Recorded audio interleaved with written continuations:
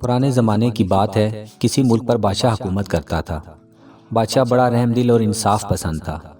وہ اپنی رعایا کا پورا خیال رکھتا تھا۔ اس کی رعایا خوشحال تھی۔ ملک میں ہر طرف امن و امان تھا۔ رعایا بھی بادشاہ کی انصاف پسندی کی وجہ سے اس سے محبت کرتی تھی۔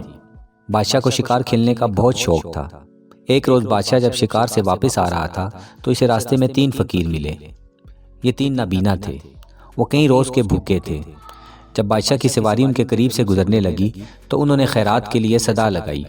بادشاہ نے جب ان فقیروں کی حالت دیکھی تو اسے ان پر بہت ترس آیا۔ بادشاہ ان کو بھی شہر لے آیا۔ شہر آنے کے بعد بادشاہ نے انہیں بطور مہمان اپنے پاس ٹھہرایا۔ بادشاہ سے فقیروں نے کہا کہ آپ نے ہمارے ساتھ اچھا برتاؤ کیا ہے، اس لیے ہم آپ کی مدد کرنا چاہتے ہیں۔ بادشاہ فقیروں کی بات سن کر مسکرایا اور بولا، تم تو خود کو نابینا کہتے ہو، تم میری کیا خدمت کر سکتے ہو؟ بادشاہ کی بات سن کر فقیر بولا، عالم پناہ، اس میں کوئی شک نہیں کہ ہم نابینا ہیں، لیکن خدا نے ہم تینوں کو غیر معمولی صلاحیتوں سے نوازا ہے۔ فقیر نے اپنے ساتھی کی طرف اشارہ کرتے ہوئے کہا، یہ اصلی اور نقلی موتی کو بآسانی پہچان کر الگ کر سکتا ہے۔ میرا دوسرا ساتھی صرف چھو کر بتا سکتا ہے کہ گھوڑا اعلیٰ نسل کا ہے یا نہیں، جبکہ خدا نے مجھے آدمیوں کو پرکھنے کی صلاحیت عطا کی ہے۔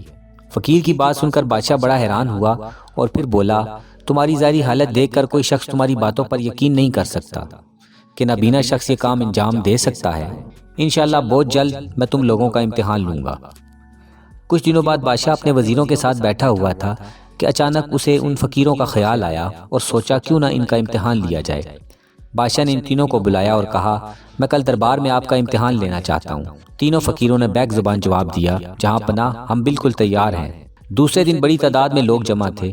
لوگ بے چینی کے ساتھ بادشاہ کا انتظار کر رہے تھے اور نابینا فقیروں کی صلاحیتوں کو جاننا چاہتے تھے۔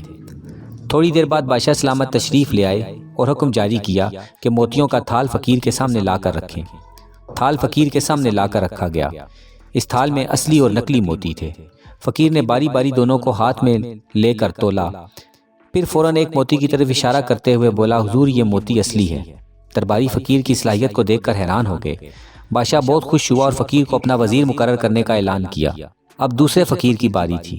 وہ چھو کر بتا سکتا تھا کہ گھوڑا اعلیٰ نسل کا ہے یا نہیں۔ بادشاہ کے حکم سے سائنس گھوڑا لے کر فوراً حاضر ہوا۔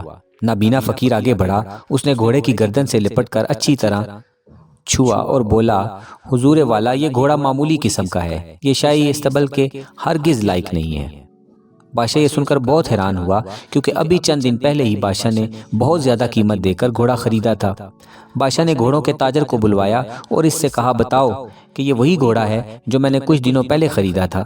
تاجر نے بغور جائزہ لیا اور پھر بولا، عالم پناہ، یہ وہ گھوڑا نہیں ہے جو میں نے فروخت کیا تھا۔ تاجر کی یہ بات سن کر بادشاہ غضبناک ہو کر سائنس کی طرف مڑا۔ وہ اپنی چوری پکڑے جانے کی وجہ سے پہلے ہی تھر تھر کانپ رہا تھا۔ اس کا رنگ زرد ہو گیا۔ اس سے قبل بادشاہ کوئی سزا دیتا، یہ بادشاہ کے قدموں میں گر کر جاں بخشی کے لیے فریاد کرنے لگا۔ بادشاہ نے اسے نوکری سے برطرف کر دیا اور اس فقیر کو بھی اپنا وزیر مقرر کر دیا۔ اب تیسرے فقیر کی باری تھی۔ اس فقیر کا دعویٰ تھا کہ وہ آدمیوں کو پرکھنے میں مہارت رکھتا ہے۔ بادشاہ نے فقیر سے کہا، تمہاری بائیں جانب میرے خاص درباری ہیں، ان کو پرکھ کر بتاؤ۔ فقیر ان کی طرف بڑھا اور ہر ایک کو باری باری ٹٹولتا ہوا آگے بڑھتا گیا۔ جب وہ بادشاہ کے سپہ سالار کے پاس پہنچا تو بولا، تم سپہ سالار ہو، تمہیں یہ زیب نہیں دیتا کہ تم ایک رحم دل اور انصاف پسند بادشاہ سے غداری کرو۔ فقیر کی بات سن کر سپہ سالار نہایت غصے میں بولا، تم جھوٹ بول رہے ہو، تم مجھ پر الزام لگا رہے ہو، میں تمہیں اس بدتمیزی کی سزا دوں گا۔ سپہ سالار کی بات سن کر فقیر مسکراتے ہوئے بولا، میں الزام نہیں لگا رہا، اگر تم اتنے ہی معصوم ہو تو اپنے ساتھ زہر کی شیشی کیوں لیے پھرتے ہو؟ کیا تم نے بادشاہ کو پلانے کے لیے نہیں رکھا؟